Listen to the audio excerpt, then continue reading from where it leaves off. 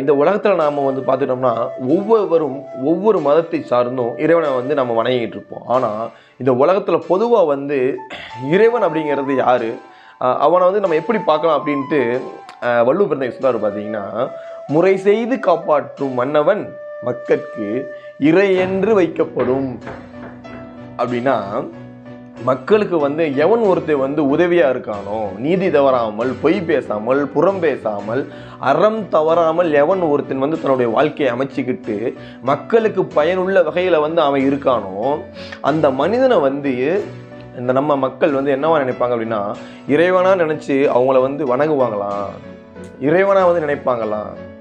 இப்போ எடுத்துக்காட்டு சொல்லட்டும்னா, இப்போ நான் சொல்கிறேன்ல, இந்த நம்மளுடைய குலசாமின்னு சொல்லி எல்லாம் இருக்காங்கல்ல, அதெல்லாம் யார் அப்படின்னா, நமக்கு முன்னாடி வாழ்ந்த முன்னோர்கள்.